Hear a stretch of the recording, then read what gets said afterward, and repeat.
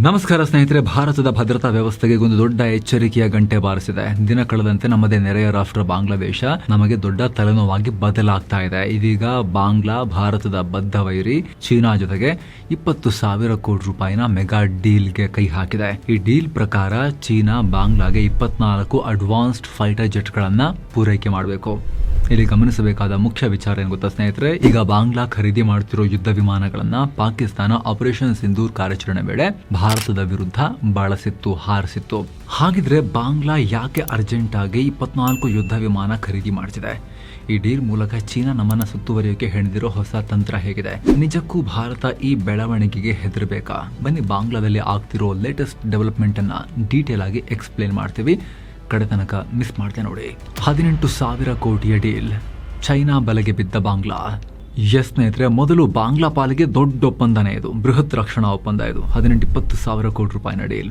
ಬಾಂಗ್ಲಾ ಈಗ ಚೀನಾದಿಂದ ಖರೀದಿ ಮಾಡ್ತಿರೋದು J-10CE ಅಥವಾ ಚೆಂಗ್ಡು J-10C ಈ ಜೆಟ್ಗಳನ್ನ. ಇದ್ರ ಬಗ್ಗೆ ಡೀಟೇಲ್ ಆಗಿ ಆಮೇಲೆ ಹೇಳ್ತೀವಿ. ಒಟ್ಟು 24 J-10CE ಖರೀದಿಗೆ ಬಾಂಗ್ಲಾ ಚೀನಾ ಜೊತೆ ಡೀಲ್ ಮಾಡ್ಕೊಳ್ತಾ ಇದೆ. ಬಾಂಗ್ಲಾ ಪ್ರಧಾನಿ ತಾರಿಕುರ್ ರೆಹಮಾನ್ ಜೂನ್ 24ರಿಂದ 26ನೇ ತಾರೀಕಿನ ತನಕ ಚೀನಾಗೆ ಪ್ರವಾಸ ಇಟ್ಕೊಂಡಿದ್ದಾರೆ. ಈ ವೇಳೆ ಈ ಮೆಗಾ ಡೀಲ್ ಬಗ್ಗೆ ಮಹತ್ವದ ಚರ್ಚೆ ಆಗುತ್ತೆ ಅಂತ ಹೇಳಲಾಗ್ತಿದೆ. ಇದೊಟ್ಟು $2.2 ಬಿಲಿಯನ್ ಅಂದರೆ ಸುಮಾರು 20,000 ಕೋಟಿ ರೂಪಾಯಿನ ಪ್ಯಾಕೇಜ್. ಇದರಲ್ಲಿ ಕೇವಲ 24 ಜೆಟ್ಸ್ ಮಾತ್ರ ಬರ್ತಾ ಇಲ್ಲ, ಬದಲಿಗೆ ಪೈಲಟ್ಗಳಿಗೆ ಟ್ರೈನಿಂಗ್, ಮೇಂಟೆನೆನ್ಸ್, ಇನ್ಫ್ರಾಸ್ಟ್ರಕ್ಚರ್ ಮತ್ತು ಲಾಜಿಸ್ಟಿಕಲ್ ಸಪೋರ್ಟ್ ಕೂಡ ಸೇರ್ಕೊಂಡಿದೆ. ಲೆಕ್ಕ ಹಾಕಿದ್ರೆ ಒಂದೊಂದು ಫೈಟರ್ ಜೆಟ್ಗೆ $40-60 ಮಿಲಿಯನ್ ಖರ್ಚಾಗ್ತಿದೆ. ಇಷ್ಟು ದೊಡ್ಡ ಮೊತ್ತದ ಹಣವನ್ನ ಬಾಂಗ್ಲಾ ಯಾಕೆ ಸುರಿತಾ ಇದೆ? ಇದರ ಹಿಂದೆ ಇರುವುದು ಬಾಂಗ್ಲಾದೇಶದ ಫೋರ್ಸಸ್ ಗೋಲ್ 2030 ಪ್ಲಾನ್. ಬಾಂಗ್ಲಾದೇಶ ತನ್ನ ಇಡೀ ಮಿಲಿಟರಿಯನ್ನ ಮಾಡರ್ನೈಸ್ ಮಾಡೋಕೆ ಪ್ಲಾನ್ ಮಾಡ್ಕೊಂಡಿದೆ. ಸದ್ಯಕ್ಕೆ ಬಾಂಗ್ಲಾ ಹತ್ರ ಇರೋದು ಕಂಪ್ಲೀಟ್ ಹಳೆ ಕಾಲದ ವಿಮಾನಗಳು, ಮುಖ್ಯವಾಗಿ ಚೀನಾದಿಂದಲೇ ತಂದಿದ್ದ 36 ಹಳೆಯ ಚೆಂಗ್ಡು F-7 ಯುದ್ಧ ವಿಮಾನಗಳು. ಚೆಂಗ್ಡು F-7 ಇದಾವಲ್ಲ, ಇದು ರಷ್ಯಾದ ಹಳೆ MiG-21 ವಿಮಾನಗಳನ್ನು ಚೈನಾ ಕಾಪಿ ಪೇಸ್ಟ್ ಮಾಡಿರೋದು, ರಿವರ್ಸ್ ಇಂಜಿನಿಯರಿಂಗ್ ಮಾಡಿ ರೆಡಿ ಮಾಡಿಕೊಂಡಿರೋದು. ಈ ವಿಮಾನಗಳು ಈಗ ಸಂಪೂರ್ಣ ಗುಜರಿ ಸೇರೋ ಸ್ಥಿತಿಗೆ ಬಂದಿವೆ.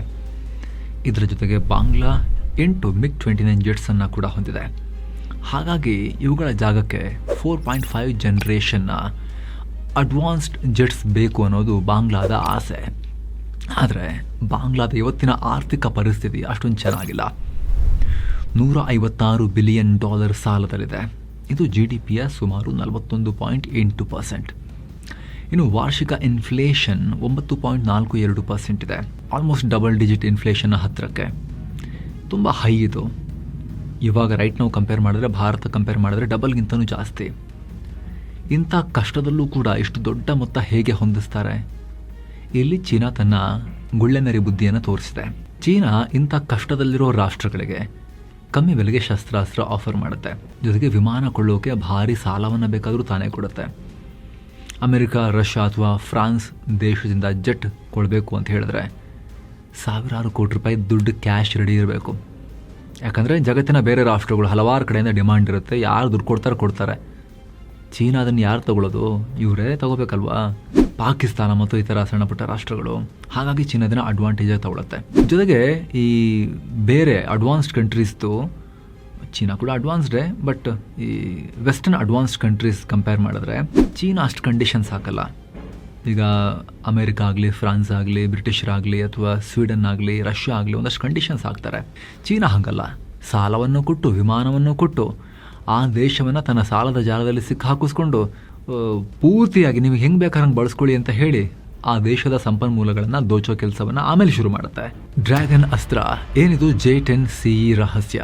ಸರಿ, ಈಗ ಬಾಂಗ್ಲಾದೇಶ ಕೊಳ್ಳುತ್ತಿರೋ ಈ ಚೈನಾ ಫೈಟರ್ ಜೆಟ್ನ ತಾಕತ್ತಾದ್ರೂ ಏನು? ಸ್ನೇಹಿತರೆ, ಹೆಸರು ಆಗಲೇ ಹೇಳಿದ್ವಿ, ಚೆಂಗ್ಡು J-10CE, ಚೀನಾದ J-10 ವಿಮಾನದ ಎಕ್ಸ್ಪೋರ್ಟ್ ವೇರಿಯಂಟ್. ಚೀನಾ ಮಿಲಿಟರಿ ವಲಯದಲ್ಲಿ ಇದಕ್ಕೆ ವಿಗರಸ್ ಡ್ರ್ಯಾಗನ್ ಅನ್ನೋ, ಅಂದರೆ ಅಗ್ರೆಸಿವ್, ಪವರ್ಫುಲ್, ಫಾಸ್ಟ್ ಡ್ರ್ಯಾಗನ್ ಅನ್ನೋ ಹೆಸರಿದೆ. ವಿಗರಸ್ ಡ್ರ್ಯಾಗನ್ ಇದು ಸಿಂಗಲ್ ಎಂಜಿನ್ ಇರೋ 4.5 ಜನರೇಷನ್ನ ಯುದ್ಧ ವಿಮಾನ. ಇದರ ಸ್ಪೆಸಿಫಿಕೇಶನ್ಸ್ ನೋಡಿ, ಗಂಟೆಗೆ ಮ್ಯಾಕ್ 1.8ನಿಂದ ಮ್ಯಾಕ್ 2 ವೇಗದಲ್ಲಿ ಹಾರುತ್ತೆ. ಶಬ್ದಕ್ಕಿಂತ ಆಲ್ಮೋಸ್ಟ್ 2 ಪಟ್ಟು ವೇಗದಲ್ಲಿ ಹಾರುತ್ತೆ. ಇನ್ನು ಇದರ ಕಾಂಬ್ಯಾಟ್ ರೇಡಿಯಸ್, ಒಮ್ಮೆ ಇಂಧನ ತುಂಬಿಸಿದ್ರೆ ಸುಮಾರು 1200ರಿಂದ 1500 ಕಿಲೋಮೀಟರ್ ದೂರದವರೆಗೂ ಹೋಗಿ ಅಟ್ಯಾಕ್ ಮಾಡೋ ಸಾಮರ್ಥ್ಯ ಇದೆ. ಈ ಜೆಟ್ನಲ್ಲಿ ಒಟ್ಟು 11 ಹಾರ್ಡ್ ಪಾಯಿಂಟ್ಸ್ ಇವೆ. ಅಂತ ಹೇಳಿದ್ರೆ ಸ್ಫೋಟಕಗಳನ್ನು ಅಂಟಿಸೋ ಜಾಗ, ಲಾಕ್ ಮಾಡೋ ಜಾಗ. ಈ ವಿಮಾನ ಒಮ್ಮೆಗೆ 5600 kg ತೂಕದ ಸ್ಫೋಟಕ ಸಾಮಗ್ರಿಯನ್ನು ಹೊತ್ಕೊಂಡು ಹೋಗುತ್ತೆ, ಮಿಸೈಲ್ಗಳನ್ನೆಲ್ಲ. ಆದರೆ ಜೆಟ್ನ ಪ್ರಮುಖ ಶಕ್ತಿ ಇರೋದು ಇದರ ಒಳಗಿರೋ 2 ಅತ್ಯಾಧುನಿಕ ಟೆಕ್ನಾಲಜಿಗಳಲ್ಲಿ. ಮೊದಲನೇದು AESA ರಿಡಾರ್. ಈ ರಿಡಾರ್ ಎಷ್ಟು ಪವರ್ಫುಲ್ ಅಂತ ಹೇಳಿದ್ರೆ, ನಮ್ಮ ಹತ್ರನೂ ಇದೆ ಈ technology, advanced electronically scanned array radar. But ಇದರಲ್ಲೂ ಇದೆ ಏಕಕಾಲಕ್ಕೆ 10 ರಿಂದ 15 ಶತ್ರು ವಿಮಾನಗಳನ್ನು ಕಣ್ಣಿಟ್ಟು ಟ್ರ್ಯಾಕ್ ಮಾಡುತ್ತೆ. ಇನ್ನು ಎರಡನೇದು ಅತ್ಯಂತ ಅಪಾಯಕಾರಿ ಅಸ್ತ್ರ ಅಂದರೆ ಇದರಲ್ಲಿ PL-15 ಮಿಸೈಲ್. ಇದು BVR, ಬಿಯಾಂಡ್ ವಿಜುವಲ್ ರೇಂಜ್ನ ಏರ್ ಟು ಏರ್ ಮಿಸೈಲ್. ಇದರ ರೇಂಜ್ ಬರೋಬ್ಬರಿ 200 ರಿಂದ 300 ಕಿಲೋಮೀಟರ್ ಅಂತ ಕ್ಲೇಮ್ ಮಾಡಲಾಗುತ್ತೆ. ಶತ್ರು ಟಾರ್ಗೆಟ್ 100 ಕಿಲೋಮೀಟರ್ ದೂರದಲ್ಲಿದ್ದಾಗಲೇ ಈ ಮಿಸೈಲ್ ಅದನ್ನು ಲಾಕ್ ಮಾಡಿ ಆಕಾಶದಲ್ಲೇ ಹೊಡೆದು ಹಾಕುತ್ತೆ. ಆ ರೀತಿ ಕ್ಲೇಮ್ ಮಾಡಲಾಗುತ್ತೆ. ಆದರೆ ಇದರಲ್ಲಿ 2 ವರ್ಷನ್ ಇದೆ, ಎಕ್ಸ್ಪೋರ್ಟ್ ವೇರಿಯಂಟೇ ಬೇರೆ. ಅದ್ರ ಬಗ್ಗೆ ನಿಮ್ಗೆ ಆಮೇಲೆ ನಾವು ಹೇಳ್ತೀವಿ. ಗದ್ದೆಲ್ಲಿ ಬಿದ್ದಿತ್ತಲ್ಲ ಇಂಡಿಯಾದಲ್ಲಿ, ಪಾಕಿಸ್ತಾನ ಫೈರ್ ಮಾಡಿದಾಗ PL-15E, ಆಮೇಲೆ ಮಾತಾಡೋಣ. ಸೊ ಆನ್ ಪೇಪರ್ ಇದು ಪವರ್ಫುಲ್ ವೆಪನ್, ಇದು ಪ್ಲ್ಯಾಟ್ಫಾರ್ಮ್, ಇದು J-10CE. ಜೊತೆಗೆ ಈ ಜೆಟ್ಗೆ ಶಕ್ತಿ ತುಂಬೋದು ಚೀನಾದಲ್ಲೇ ತಯಾರಾದ WS-10B ತೈಹಾಂಗ್ ಎಂಜಿನ್. ಸೂಪರ್ಸಾನಿಕ್ ವೇಗವನ್ನು ಇದು ದೀರ್ಘಕಾಲದವರೆಗೆ ಕಂಟಿನ್ಯೂ ಮಾಡೋ ಸಾಮರ್ಥ್ಯವನ್ನು ಆನ್ ಪೇಪರ್ ಹೊಂದಿದೆ. ಇನ್ನು ಸ್ನೇಹಿತರೆ, ಮುಂದುವರಿಯ ಮುನ್ನ ಒಂದು ಸಣ್ಣ ಅಪ್ಡೇಟ್. ಕಾಶಿ, ಅಯೋಧ್ಯೆಯ ಹೊಸ ರಾಮ ಮಂದಿರ, ತ್ರಿವೇಣಿ ಸಂಗಮ, ಗಯಾ, ಬೋಧ್ ಗಯಾಗೆ ಒಂದು ಅದ್ಭುತ ಪ್ರವಾಸ ಇದೆ. ಎಲ್ಲವನ್ನ ಒಳಗೊಂಡಿರೋ ಪ್ಯಾಕೇಜ್ ಇದು. ಎಕ್ಸ್ಟ್ರಾ ನಿಮಗೆ ₹1 ಖರ್ಚಿರೋದಿಲ್ಲ. ಆಸಕ್ತರು ಕಾಲ್ ಮಾಡಿ ಬುಕ್ ಮಾಡಿಕೊಂಡು ಹೋಗಿ ಬರ್ಬೋದು. ಟಾರ್ಗೆಟ್ ಇಂಡಿಯಾ, ಈಸ್ಟರ್ನ್ ಫ್ರಂಟ್ಗೆ ನುಗ್ಗಿದ ಚೈನಾ. ಸ್ನೇಹಿತರೆ, ಬಾಂಗ್ಲಾ ಮಾತ್ರ ಅಲ್ಲ, ಆಲ್ರೆಡಿ ನಿಮಗೆ ಹೇಳಿದ್ವಿ, ಪಾಕಿಸ್ತಾನದ ಬಳಿನೂ ಇದಿದೆ. ನಮ್ಮ ಶತ್ರು ಚೀನಾದ ಇನ್ನೊಂದು ನೆರೆಯ ಮಿತ್ರ ಪಾಕಿಸ್ತಾನ. ಭಾರತ ಮತ್ತು ಪಾಕ್ ನಡುವೆ ಆಪರೇಷನ್ ಸಿಂಧೂರ್ ಕದನದಲ್ಲಿ ಪಾಕಿಸ್ತಾನ ಇದೇ J-10CE ಜೆಟ್ಗಳನ್ನು ಭಾರತದ ರಫೈಲ್ ಮತ್ತು ಸುಖೋಯ್ ವಿಮಾನಗಳ ವಿರುದ್ಧ ಬಳಸಿತ್ತು. ಹಾಗೂ ಅವುಗಳಲ್ಲಿ ಹಲವನ್ನು ಕಳ್ಕೊಂಡಿತ್ತು, ನಮ್ಮ ಏರ್ಫೋರ್ಸ್ ಕೊಟ್ಟಿರೋ ಡೇಟಾ ಪ್ರಕಾರ. ಈಗ ಯೋಚನೆ ಮಾಡಿ, ಪಶ್ಚಿಮ ಗಡಿಯಲ್ಲಿ ಪಾಕಿಸ್ತಾನದ ಹತ್ತಿರ ಇದೇ ಚೈನಾ ಜೆಟ್ಗಳಿವೆ. ಈಗ ಪೂರ್ವ ಗಡಿಯಲ್ಲಿರೋ ಬಾಂಗ್ಲಾದೇಶದ ಕೈಗೂ ಅದೇ ಚೈನಾ ಜೆಟ್ಗಳು ಸಿಗ್ತಾ ಇವೆ.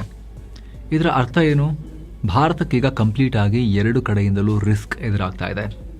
ಅಂದರೆ ಭಾರತ ಒಮ್ಮೆಗೆ 2 ಕಡೆಯಿಂದಲೂ ಕೂಡ ಒಂದೇ ರೀತಿಯ ಚೀನಾ ವಾಯುಶಕ್ತಿಯನ್ನು ಎದುರಿಸಬೇಕಾದ ಪರಿಸ್ಥಿತಿಯನ್ನು ನಾವು ನೋಡ್ತಾ ಇದ್ದೇವೆ.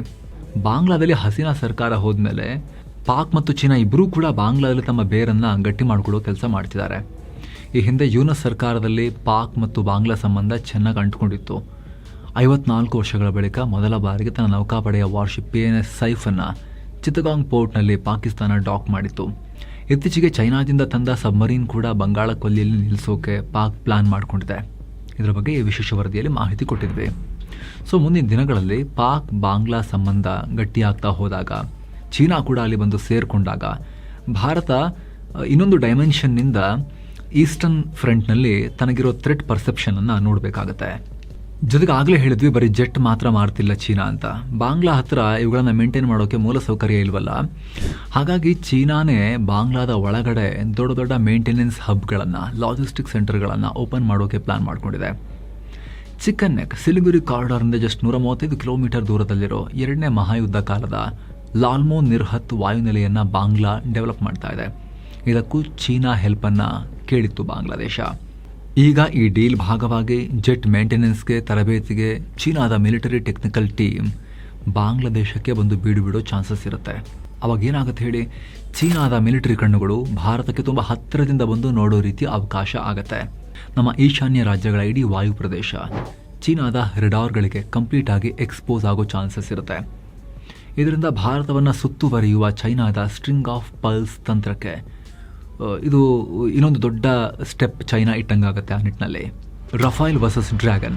ಸ್ನೇಹಿತರೆ, ಇಷ್ಟೆಲ್ಲ ಕೇಳಿದ ಮೇಲೆ ನಮ್ಮ ಮನಸ್ಸಲ್ಲಿ ಒಂದು ಪ್ರಶ್ನೆ ಬರೋದು ಗ್ಯಾರಂಟಿ. ಹಾಗಿದ್ರೆ ಭಾರತ ನಿಜಕ್ಕೂ ಹೆದರ್ಬೇಕಾ? ಚೈನಾ ಮತ್ತು ಬಾಂಗ್ಲಾದೇಶ ಸೇರಿ ನಮ್ಮನ್ನು ಕಂಪ್ಲೀಟ್ ಆಗಿ ಲಾಕ್ ಮಾಡ್ತಾವ? ಸ್ನೇಹಿತರೆ, ನಾವು ಎಚ್ಚರಿಕೆಯಿಂದ ಅಷ್ಟೇ ಇರಬೇಕು. ಇವರಿಗೆ ಹೆದರುಕೊಳ್ಳೋ ಅವಶ್ಯಕತೆ ಇಲ್ಲ. ಯಾಕಂದ್ರೆ ಭಾರತೀಯ ಸೇನಾ ಪಡೆಗಳ ತಾಕತ್ತು ಚೀನಾ, ಪಾಕಿಸ್ತಾನ, ಬಾಂಗ್ಲಾವನ್ನ ಎದುರಿಸೋಕೆ ಬಲಿಷ್ಠವಾಗಿವೆ. ಡೈರೆಕ್ಟ್ ಕಂಪ್ಯಾರಿಸನ್ ನೋಡಿ. ಚೀನಾದ J-10CEಗೆ ಕೌಂಟರ್ ಕೊಡೋಕೆ ನಮ್ಮ ಹತ್ರ ಇರೋದು ಫ್ರಾನ್ಸ್ನ ಹೆಮ್ಮೆಯ ಡಸೋ ರಫೈಲ್. ರಫೈಲ್ ಯುದ್ಧದಲ್ಲಿ ತನ್ನ ತಾಕತ್ತನ್ನು ಸಾಬೀತುಪಡಿಸಿರೋ ಜೆಟ್. ರಫೈಲ್ನಲ್ಲಿರೋ ಸ್ಪೆಕ್ಟ್ರಾ ಸಿಸ್ಟಮ್ ಶತ್ರುಗಳ ಯಾವುದೇ ರೆಡಾರನ್ನು ಕಣ್ಣು ಮುಚ್ಚಿ ತೆರೆಯೋದ್ರಲ್ಲಿ ಜಾಮ್ ಮಾಡೋ ತಾಕತ್ತನ್ನು ಹೊಂದಿದೆ. ಇನ್ನು ಮಿಸೈಲ್ಸ್ ವಿಚಾರಕ್ಕೆ ಬಂದರೆ, ಚೈನಾ ಹತ್ರ PL-15 ಇದೆ. ಇದರ ಮೂಲ ವರ್ಷನ್ ಚೈನಾ ಯಾರಿಗೂ ಕೊಟ್ಟಿಲ್ಲ. ಜಸ್ಟ್ ಎಕ್ಸ್ಪೋರ್ಟ್ ವೇರಿಯಂಟ್ನ ಪಾಕಿಸ್ತಾನ ಕೊಟ್ಟಿದೆ.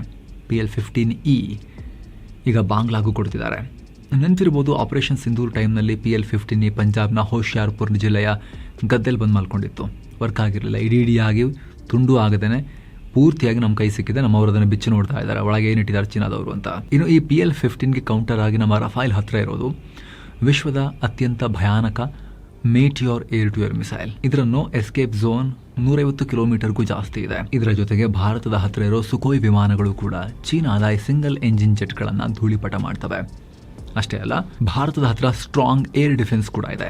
ರಷ್ಯಾದಿಂದ ತಂದಿರೋ S-400 ಟ್ರಯಂಫ್ ಸಿಸ್ಟಮ್ ಬಾಂಗ್ಲಾದೇಶದಿಂದ ಚೈನಾ ಜೆಟ್ಗಳು ಟೇಕ್ ಆಫ್ ಆದ ತಕ್ಷಣ ಅವುಗಳನ್ನು ಪತ್ತೆ ಹಚ್ಚಿ ಫೈರ್ ಮಾಡಿ ಹೊಡೆದು ಹಾಕೋ ಸಾಮರ್ಥ್ಯವನ್ನು ಹೊಂದಿದೆ. ಸೊ ರಕ್ಷಣಾ ವಲಯದಲ್ಲಿ ದೊಡ್ಡ ಥ್ರೆಟ್ ಏನಲ್ಲ ಬಾಂಗ್ಲಾದೇಶ ನಮಗಿವಾಗ. ಅಥವಾ ಅವರು ಚೀನಾ ಸಾಮಾನು ತಂದು ಇಟ್ಕೊಂಡು ಪೂಜೆ ಮಾಡಿದ ತಕ್ಷಣ ಅದರಿಂದಲೂ ದೊಡ್ಡ ನಮಗೇನು ರಕ್ಷಣೆ ಅಪಾಯ ಇಮಿಡಿಯೇಟ್ ಆಗಿ ಆಗದೇ ಇರ್ಬೋದು. ಆದರೆ ಭಾರತ ಈಸ್ಟರ್ನ್ ಸೆಕ್ಟರ್ನಲ್ಲೂ ಕೂಡ ಜಾಸ್ತಿ ಫೋಕಸ್ ಮಾಡಬೇಕಾಗತ್ತೆ. ನಮ್ಮ ದೊಡ್ಡ ರೈವಲ್ ಚೈನಾ ಅದು ಆ ಕಡೆಯಿಂದ ಪಾಕಿಸ್ತಾನ, ಈ ಕಡೆಯಿಂದ ಬಾಂಗ್ಲಾ, ಎರಡು ಕಡೆಯಿಂದ ನಮ್ಮನ್ನು ಲಾಕ್ ಮಾಡೋಕ್ಕೆ ಪ್ರಯತ್ನ ಪಡ್ತಾ ಇದೆ ಅನ್ನೋದು ನಾವಿಲ್ಲಿ ಸ್ಪಷ್ಟವಾಗಿ ಅರಿಬೇಕಾಗುತ್ತೆ. ಅದಕ್ಕೆ ತಕ್ಕದಾಗಿರೋ ಕೌಂಟರ್ ಸ್ಟ್ರಾಟಜೀಸ್ನ ರೂಪಿಸಬೇಕಾಗುತ್ತೆ. ಜೊತೆಗೆ ನಾವು ಕೂಡ ಜಗತ್ತಿಗೆ ಮಾರೋ ರೀತಿಯ ಅಡ್ವಾನ್ಸ್ಡ್ ಯುದ್ಧ ವಿಮಾನಗಳನ್ನು ತಯಾರಿಸಬೇಕಾಗತ್ತೆ. ಅಟ್ಲೀಸ್ಟ್ ನೆರೆಹೊರೆಯ ಮಿತ್ರರಾದರೂ ಕೂಡ ಬೈ ಮಾಡೋ ಲೆವೆಲ್ಗಾದರೂ ಇರಬೇಕು ನಮ್ಮ ಯುದ್ಧ ವಿಮಾನಗಳು. ಮಿಸೈಲ್ ಮಾಡ್ತಿದ್ದೀವಿ ಕರೆಕ್ಟು, ಯುದ್ಧ ವಿಮಾನಗಳು ಎಲ್ಲಿದ್ದಾವೆ ನಮ್ಮದು ಆ ಕ್ವಾಲಿಟಿದು? ತೇಜಸ್ನ ನಮ್ಮ ವಾಯುಪಡೆನೇ ಪೂರ್ತಿಯಾಗಿ ತುಂಬ ಹೃದಯದಿಂದ ಅಕ್ಸೆಪ್ಟ್ ಮಾಡ್ತಿಲ್ಲ. ಅಕ್ಸೆಪ್ಟ್ ಮಾಡಿರೋದನ್ನು ಕೂಡ ಪೂರ್ತಿಯಾಗಿ ಫುಲ್ಫಿಲ್ ಮಾಡೋಕ್ಕೆ ಇವ್ರ ಕೈಲಿ ಆಗ್ತಿಲ್ಲ. HAL ಕೈ ಟೈಮಿಗೆ ಕರೆಕ್ಟಾಗಿ ಇಂಜಿನ್ ಇಲ್ಲ ಅಂತ ಅಳ್ಕೋಂಗೆ ಕೂತಿದ್ದೀವಿ ನಾವು. ಈಗ ಬಾಂಗ್ಲಾದಂಥ ರಾಷ್ಟ್ರ, ಲಂಕಾದಂಥ ರಾಷ್ಟ್ರ ಎಲ್ಲಿ ಬೈ ಮಾಡಬೇಕು? ಫ್ರಾನ್ಸ್ ಹತ್ರ ಎಷ್ಟು ಉತ್ಪಾದನೆ ಮಾಡ್ತಾರಲ್ಲ ನಾವೇ ಹೊತ್ಕೊಂಡು ಬರ್ತಾ ಇದ್ದೇವೆ. ಇನ್ನು ಜಗತ್ತಿನ ಸುಮಾರು ರಾಷ್ಟ್ರಗಳು, ನಮ್ಮ ಥರದ ರಾಷ್ಟ್ರಗಳು, ನಮಗಿಂತ ಶ್ರೀಮಂತ ರಾಷ್ಟ್ರಗಳು ಕೂಡ ಅಲ್ಲಿ ಕಾಂಪೀಟ್ ಮಾಡ್ತಿದ್ದಾರೆ. ಅಮೆರಿಕದ ಅವರಿಗೆ ಸಾಕಾಗಲ್ಲ, ಅವ್ರ ಮಿತ್ರ ರಾಷ್ಟ್ರಗಳಿಗೆ ಸಾಕಾಗಲ್ಲ. ಜಗತ್ತಿನ ಟಾಪ್ 1, 2, 3, 4, 5, 6 ಎಲ್ಲ ಆಪ್ಷನ್ಗಳನ್ನು ಈ ಭಾರತದಂಥ ದೊಡ್ಡ ರಾಷ್ಟ್ರಗಳು, ಇನ್ನು ಇತರ ಶ್ರೀಮಂತ ರಾಷ್ಟ್ರಗಳು, ಗಲ್ಫ್ನವರು, ಅವರು ಇವರು ಎಲ್ಲ ಬಾಚ್ಕೊಂಡು ತಗೊಂಡ್ರೆ 10-20 ವರ್ಷಗಳ ವೇಟಿಂಗ್ ಪೀರಿಯಡ್ ಇದ್ದರೆ ಈ ಬಾಂಗ್ಲಾದಂಥ ಸಣ್ಣ ಪುಟ್ಟ ರಾಷ್ಟ್ರಗಳು ಹೋಗೋದಾದರೂ ಎಲ್ಲಿಗೆ? ಜಾತ್ರೆಲಿ ತೊಗೊಂಬರೋದ ಜೆಟ್, ಪ್ಲಾಸ್ಟಿಕ್ದು? ಅವ್ರಿಗೆ ಜೆಟ್ ಬೇಕಲ್ಲ. ಇರಲಿ, ಒಂದು ಚೀಪ್ ಆ್ಯಂಡ್ ಬೆಸ್ಟಲ್ಲಿ ಏನೋ ಸಿಗುತ್ತಾ ನೋಡೋಣ ಬಜೆಟಲ್ಲಿ ಅಂಥೇಳಿ ಚೀನಾ ಕಡೆನೇ ಹೋಗಬೇಕಲ್ವಾ? ಚೈನಾ ಜೆಟ್ ತೊಗೊಂಡ್ರು ಅಂತ ಗಾಬರಿ ಆಗೋಕ್ಕಿಂತ ಮುಂಚೆ ಆ ಆ್ಯಂಗಲ್ ಕೂಡ ನಾವು ನೋಡಬೇಕು ಸ್ನೇಹಿತರೆ. ನಮ್ಮ ಸಾಮರ್ಥ್ಯ ಜಾಸ್ತಿ ಮಾಡ್ಕೋಬೇಕು. ಬಾಂಗ್ಲಾ ಇವತ್ತಿಗೂ ಕೂಡ ಇಷ್ಟೆಲ್ಲದರ ನಡುವೆನೂ ತೀರಾ ಭಾರತವನ್ನು ಎದುರು ಹಾಕೊಳ್ಳೋಕ್ಕೆ ಬಯಸ್ತಾ ಇಲ್ಲ. ಪಾಕಿಸ್ತಾನದ ಲೆವೆಲ್ನ ಶತ್ರು ಅಲ್ಲ. ನಮ್ಮ ಹತ್ರ ಚೀನಾಗಿಂತ ಅಡ್ವಾನ್ಸ್ ಜೆಟ್ಸ್ ಇದ್ದಿದ್ರೆ ಅದೇ ಪ್ರೈಸ್ ಬ್ರ್ಯಾಕೆಟಲ್ಲಿ ನಮ್ಮದು ಒಂದು ಆಪ್ಷನ್ ಅವ್ರ ಮುಂದೆ ಇರ್ತಾ ಇತ್ತು ಅಂತ ಕಾಣುತ್ತೆ. ನಾವು ಕೇಳ್ಬೋದಾಗಿತ್ತು ಅವ್ರಿಗೆ, ಇಲ್ರಿ ಇಷ್ಟೆಲ್ಲ ಹೆಲ್ಪ್ ಮಾಡ್ತೀವಿ, ನಮ್ಮ ತೊಗೋಬೋದಲ್ಲ ಅಂತ.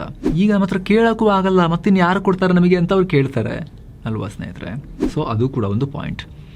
ಈ ಬಗ್ಗೆ ನಿಮ್ಮ ಒಪಿನಿಯನ್ ಏನು ಮಿಸ್ ಇಲ್ಲದೆ ಕಾಮೆಂಟ್ ಮಾಡಿ ತಿಳಿಸಿ. ಹಾಗೆ ಸ್ನೇಹಿತರೆ, ಕಡೆಯದಾಗಿ ನಿಮ್ಮಲ್ಲಿ ಒಂದು ಮನವಿ, ವಿಡಿಯೋ ಕೆಳಗಿರೋ ಜಾಯಿನ್ ಬಟನ್ ಮೂಲಕ ಮಸ್ಮಗ ಚಾನಲ್ಗೆ ನೀವು ಮೆಂಬರ್ಸ್ ಆಗೋದನ್ನು ಕನ್ಸಿಡರ್ ಮಾಡ್ಬೋದು. ಆಗ ಮೆಂಬರ್ಶಿಪ್ ಬೆನಿಫಿಟ್ಸನ್ನು ಕೂಡ ನೀವು ಪಡಿಬೋದು.